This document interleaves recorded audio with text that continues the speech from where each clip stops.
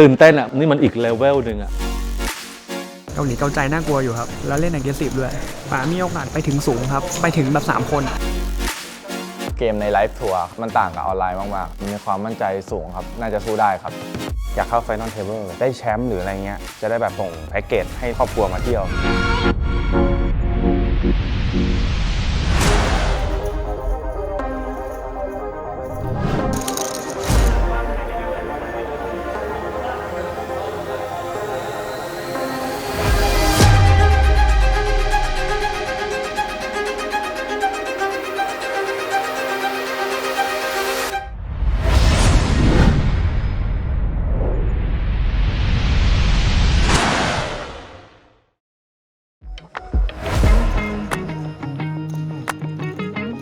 โอ้ตื่นเต้นมากฮะตอนนี้ตื่นเต้นมากเหมือนก็ให้ความรู้สึกเหมือนยังไม่เคยลงแข่งอยู่ดีเพราะว่าสนามก็ใหญ่กว่าเดิมอย่างเมื่อวานเนี่ยเจอพอพัวอย่างเงี้ยเราก็รู้สึกโอ้ยเหมือนแบบเจอแบบโรนัลโดอะไรอย่างเงี้ยนะมันก็เลยทำให้ค่อนข้างแบบตื่นเต้นอ่ะเหมือนแบบนี่มันอีกเลเวลหนึ่งอ่ะมันคนละเลเวลกับทัวร์นาเมนต์ที่เราเคยแข่งมาก็พยายามเดินดูเพื่อที่จะซึมซับบรรยากาศเพื่อเรียกบรรยากาศของการแข่งขันให้คุ้นชินมากยิ่งขึ้นนะครับ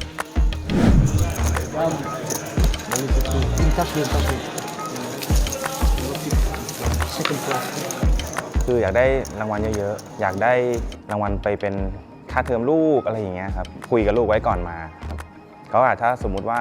มีโอกาสเข้า Final Table หรือได้แชมป์หรืออะไรเงี้ยก็จะได้แบบส่งแพ็กเกจให้ลูกกับครอบครัวมาเที่ยวที่นี่ต่อค่อนข้างมั่นใจครับหลังจากที่ผมไปเล่นครับคิดว่าตัวเองเล่นดีที่สุดแล้วครับแล้วก็มีเล่นพลาดนิดหน่อยครับเป็นแฮนด์ผมเปิด A Jack Off จาก Under the Gun ครับแล้วมี Cut Off Fat Call มาแล้วก็ Small Buy Fat Call มาฟอบเป็น A 15มีดอฟัดครับผมเบ็ดที่ฟอบไป 33%แล้ว Cut Off Fat Call มาครับแล้ว small buy หมอบเทิร์นตกมาเป็น 4 ครับไม่คอมพิวต์ฝัดผมคิดว่ามันมีสปอตที่มี A Queen Fat Call จากตรงนั้นผมก็ยังกลัว A Queen อยู่ผมก็เลยอยากคอนโทรลพอร์ตก็เลยเช็คครับแล้วเขาก็เบ็ดมาครึ่งพอร์ตผมก็คอแล้วก็ริเวอร์ตกมาเป็น4ใบครับไม่คอมพิวต์ฝัดเหมือนกันผมก็เลยเช็คเหมือนกันเผื่อที่เขาจะเป็นเช็คเขาอาจจะเป็น A เล็กกว่าผมหรือถ้าเป็น A Queen เขาก็อาจจะ value นิดหน่อยแต่ที่ river เขา all in มาผมก็เลยคิดหนักว่าถ้า A Queen เขาจะ value overpot ขนาดนั้นเหรอจะให้อะไรคอเพราะเขายังมี hand miss door ที่เป็นพวก King Queen suited King Jack suited ที่เราก็ช็อตฝัดดออะไรเงี้ยครับผมก็เลยคิดนานแทงจนเวลาหมดเลยจนเขาเรียกฟลอร์มาบอกว่าเหลืออีก30 วินะผมก็คิดจนหมดเลยแล้วผมก็คอไปผมมีสแต็กเยอะกว่าเขาผมก็คอไป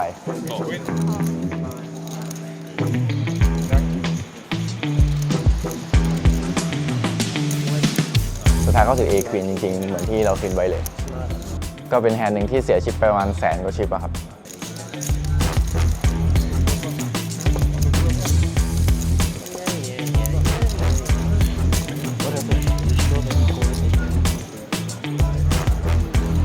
ปัญหาที่มันเกิดขึ้นคือเราโกงในการเล่นอย่างแรกเลยคือเราต้องการ ITM ก่อนทำให้ไพ่บางไพ่ที่เราเล่นไม่ดีเล่นผิดหรือบางไพ่ที่เราควรจะได้ชิปเราก็ต้องหมอบให้เขาโดยเขาบลัฟเราอะไรอย่างเงี้ยเหลือประมาณ10กับบิ๊กไบผมถือแจ็คเทนซูดอยู่ที่บิ๊กไบ10บิ๊กไบก็น่าจะคุ้มสุดละผมก็เลยโชว์ว่าอินไปแล้วก็ด้วยกันพอมาถือ A แจ็คออฟ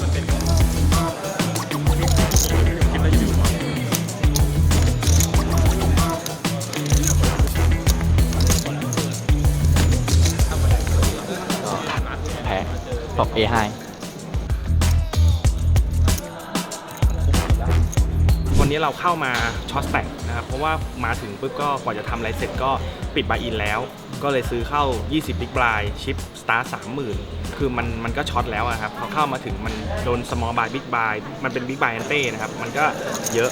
ทำให้เราเล่นไม่ได้เราต้องฟิกอย่างเดียวเลย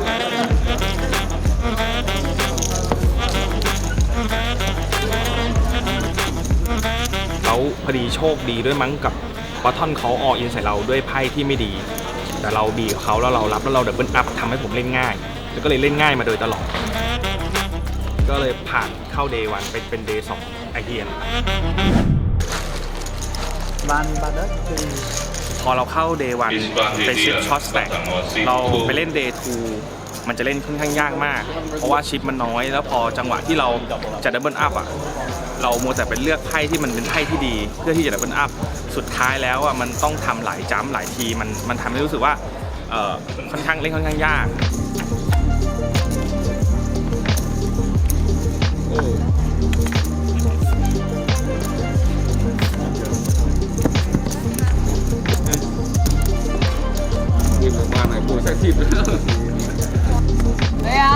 ก็จบเรียบร้อยครับตกที่ 37,296 บายอินนะครับก็ได้ไป24ล้านกับ9แสนดองนะครับถามว่าพอใจไม่พอใจนะครับก็ต่อจากนี้ก็มี3โมงนะครับจะลง Mystery Bounty นะครับมันก็จะเป็นอีเวนต์ย่อย แต่ว่ามันมีกติกาพิเศษ เมื่อไหร่ก็ตามที่เราน็อกเอาท์คู่ต่อสู้ก็คือทำให้คู่ต่อสู้เนี่ยหมดหน้าตากไปก็จะมีรางวัลเป็นค่าหัว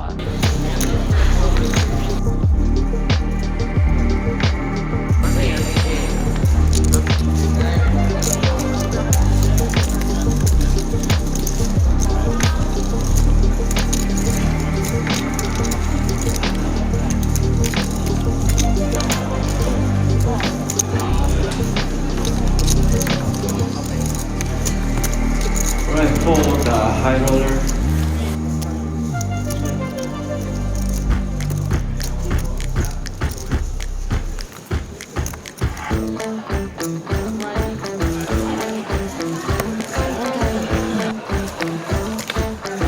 แคนสุดท้ายมันเหลืออยู่ประมาณ8 วิบาทก็เลยต้องตัดสินใจออินด้วย A7 Off 0นะครับแล้วก็เหมาะกันหมด Big Buy เขารับด้วย A7แล้วฟลอปเปิดมาก็ติดแจ็คเลยประเด็นเลย ช่วยไม่ได้ครับเพราะว่ามันเหลือน้อยมากแล้วมันช็อตแล้วนะครับก็จำเป็นต้องออิน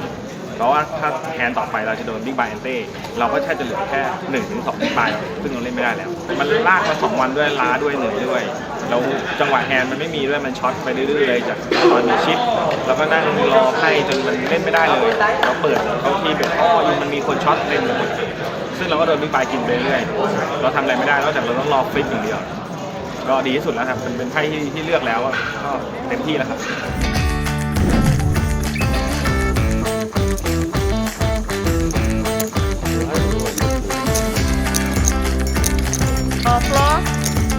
ก่อนปิดเบรกผมมีประมาณ20 Big Buy ผมถือ A-Jack Off อยู่ Small Buy ครับ แล้ว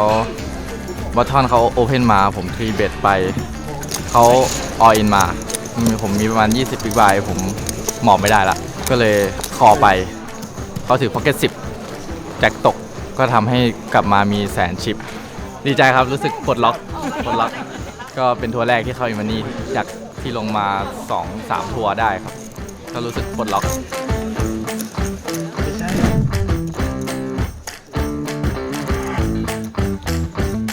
เล่นแฮนด์แรก A King Off 20 Big Buy ครับผมอยู่บัตตอนเขาอยู่ Cut Off เขา Open มาผมฟรีเบทไป6 Big Buy เขาแจมมาผม cover เขาอยู่นิดเดียวให้เขาอินมาผมก็ขอเขาถือ Pocket Queen บอกมีแจ็คเจนแล้วก็โลการ์ดผมแกช็อตแต่ก็ไม่ติดก็เหลือ 0.9 Big Buy แล้วก็จบอันดับที่ 30 ครับได้เงินมา 16 ล้านดองครับประมาณจริงๆตั้งใจว่าเมื่อวานนี้จะลงเมนอีเวนต์แต่ว่าระหว่างที่กำลังดูตารางการแข่งขันแล้วก็ดูราคา buy in แล้วก็พบว่าการ buy in main event 1 ครั้งเนี่ยมันทำให้เราเล่นไซส์อีเวนต์แบบได้ประมาณ4ไซส์อีเวนต์เนี่ยจริงๆผมต้องการโอกาสเยอะๆวันนี้จะลงไซส์อีเวนต์คือ NLH Turbo ก็คือเป็น No Limit Hold'em แบบที่ Big Buy ขึ้นเร็วนะฮะเราพบว่าคนที่ประสบการณ์น้อยอย่างผม เรามีโอกาสมากกว่าเพราะว่ายิ่งสแต็กมันหนาแล้วมีเวลาคิดเยอะๆเนี่ยมันจะเสร็จผู้มีประสบการณ์นะเพราะว่ามันเล่นได้หลายท่าคนที่สแต็กหนาๆเนี่ยมันมีแบบชั้นเชิงในการหลอกล่อมากมายแต่คนสแต็กสั้นซึ่งเกมเร็วเนี่ยสแต็กมันจะสั้นเร็วตอนแรกหนาอยู่ดีๆแป๊บเดียวก็กลายเป็นสั้นแล้วพอสั้นปึ้งเนี่ยมันเหลือท่าให้เล่นน้อยมันก็เลยทำให้มันก็จะเหมาะกับคนที่ประสบการณ์น้อยอย่างผมนั้นก็จริงๆก็ถ้าถามว่า strategy คืออะไรก็รอไพ่ที่ดีแล้วก็ all in ครับ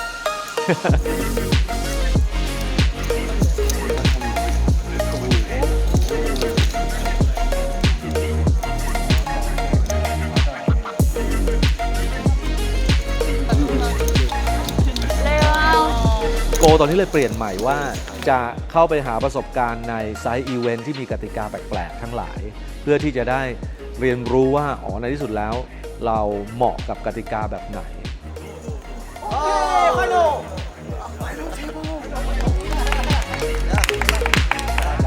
ณตอนนี้ก็แฮปปี้แล้วนะฮะเพราะว่าอย่างแรกก็คือเมื่อเทียบกับทัวร์นาเมนต์ที่แล้วที่จบที่อินเดอะมันนี่อันดับ30กว่าแต่ว่าทัวร์นาเมนต์นี้อย่างแรกคือเข้า Final Table แล้วถึงแม้จะเป็นไซต์อีเวนต์ก็ตามที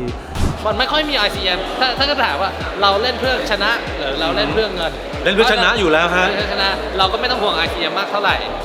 มันน่าจะมีคนบนโต๊ะที่กลัวเรื่อง ICM จนตายแล้วไม่ได้ขึ้นตำแหน่งแต่ถ้าเราไม่ได้มายเท่าไหร่เราอยากจะได้แบบท็อป2ท็อป3เราก็เน้นเอาชิปมากกว่าเน้นเอาเงิน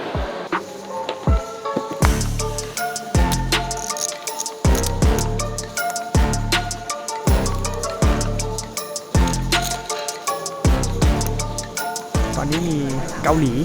เกาใจเพราะว่ามีชิปเยอะ เกาหลีเกาใจน่ากลัวอยู่ครับแล้วเล่นaggressiveด้วยป๋ามีโอกาสไปถึงสูงครับไปถึงแบบ3คนเพราะว่ามีคนมีชิปน้อยประมาณ3คนหมายความว่า3คนนี้ออกจาก5จาก7ใช่ไหม2-3คนก็เหลือประมาณ4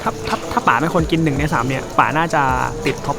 3อะไรก็เกิดขึ้นได้คิดสัก2ทีแต่ถ้าป๋าจะได้ถ้วยนี้เนี่ยป๋าต้องชนะเกาหลีเกาใจคนนี้ให้ได้ก่อน ตอนนี้คนไทยมาเพิ่มขึ้นเรื่อยๆครับมุงนะต้องบอกว่าไทยมุงนี่ดูคนไทยรอบ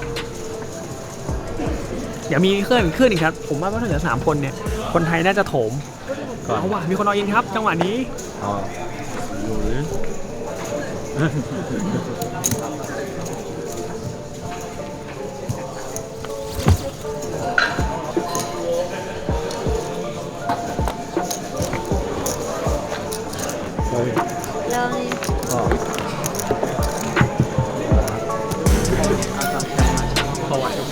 เป็นเรื่องใหญ่ขนาดนี้เลยเหรอวะเนี่ยมากันหมดประเทศเลยเว้ยเราไม่เฮดังเราถ้าเราเฮดังเดี๋ยวไม่ให้เกียรติเขาเราเฮเบาๆพออ้าวแต่งน้อยเขาหมอบครับ A10 A10 โอ้โหไพ่เดียวกันเฮ้ยมีสุดละสุดมัน A9 กับ A10 ป่ะ A9 A10 ขย่งเขาเรียกว่าขย่ง10เอ้าไม่10ไม่นำแล้วตอนนี้นำแล้วนำไกล2แต่ว่าไอ้ป๋ากินมาครับตอนนี้ป๋าก็คิววิ่ง1คนลงมาโบกเกินลงมาโบกแล้วมันมาลูกคู่แต่จริงๆเขาคอย่างนะเพราะว่าป๋าชมมันจะเป็นไงเขาให้ฆ่ากันเองก่อนคือพอเรามาแข่งกันแบบมาเป็นทีมกันเยอะๆเนี่ยนะครับผมว่ามันทำให้มีกำลังใจมากดังนั้นเนี่ยการมาแข่งโป๊กเกอร์ทัวร์นาเมนต์แบบเป็นกลุ่มใหญ่ๆเป็นทีมใหญ่ๆเป็นเรื่องสำคัญมากครับทุกครั้งที่เบรกผมออกมาเนี่ยจะมีพี่ๆน้องๆที่แบบเขาประสบการณ์มากกว่าเรามาติวตลอดเวลาซึ่งอันนี้มันทำให้เราเดินกลับเข้าไปที่โต๊ะหลังเบรกเนี่ยด้วยความมั่นใจมากยิ่งขึ้นว่าโอเคสิ่งที่เราทำอยู่เนี่ยมันก็ไม่ถึงกับออกนอกลู่นอกทางนักนะยังอยู่ในทิศทางที่ใช้ได้เพราะในช่วงที่เหลือกันแค่2คนเนี่ยมันก็เลยเป็นเหมือนกองเชียร์ทีมเกาหลีเจอกับทีมไทย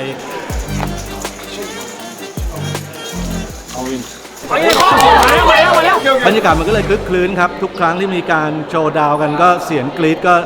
เฮฮาก็ดังกันตลอดเวลาแล้วก็ในที่สุดควีนกับ A7 โอ้โหคิง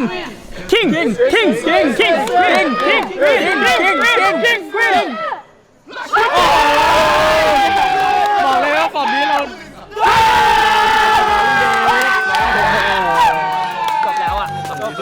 สุดละ ถ้ามีสุดแล้วให้มันใช้ด้านโดมด้วยคุณพี่ใช่ ต้องมีฝาที่ เสียดาย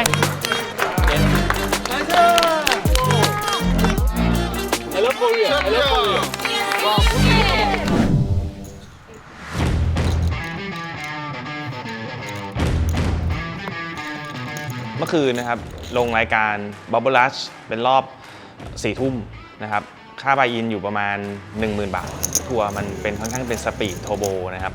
ก็บายขยับทุกๆ 15 นาที8ทีวะ8 A หัวใจ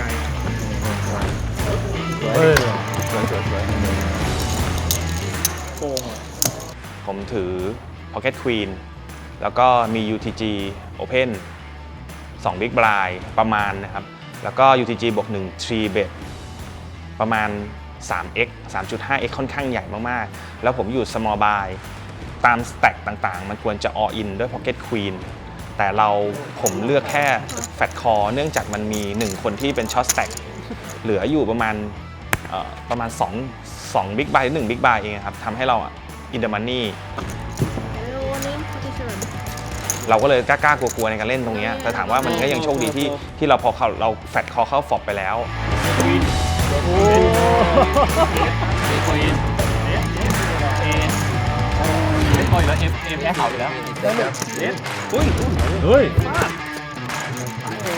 ติดเซตควีนทำให้เราทริปเปิลอัพกลับมาได้แล้วก็ขึ้นเป็นชิปลีดอันดับ 1ก็ทำให้เราเล่นง่ายใน Funnel Table โอ้มันก็จะได้หมอบง่ายๆหน่อยเมื่อกี้เนี้ยซิปจะเขา2 คน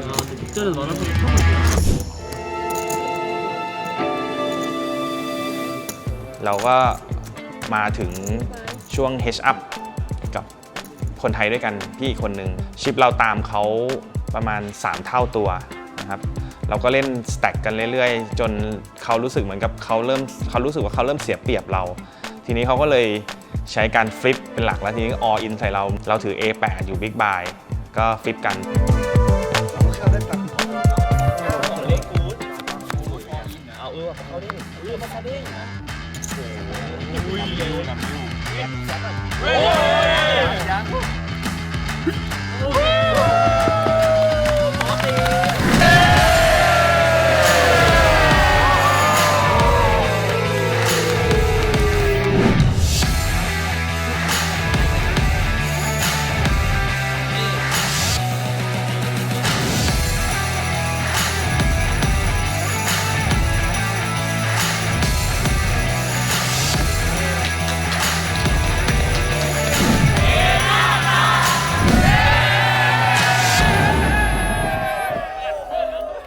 การที่มีทีมไทยทีมเทหน้าตักมากันแบบเยอะๆเนี่ยมันทำให้ก็อย่างที่บอกครับมีอะไรเราปรึกษาหารือกันได้ตลอดที่สำคัญผมว่ามันเป็นเรื่องแบบมองไปทางไหนมันก็สบายใจอะ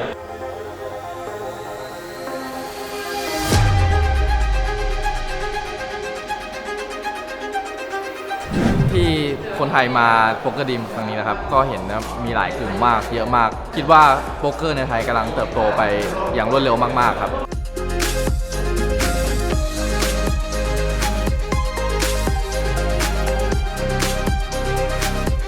เราเล่นโป๊กเกอร์เล่นให้มันสนุกเล่นแล้วมันเป็นผลดีกับเราเช่นเราเล่นแล้วเราบวกอยู่ตรงนี้ซักเซสตรงนี้แล้วเราอนาคตอาจจะขยับไปเล่นในโปรกว่านี้อะไรอย่างเงี้ยนะครับ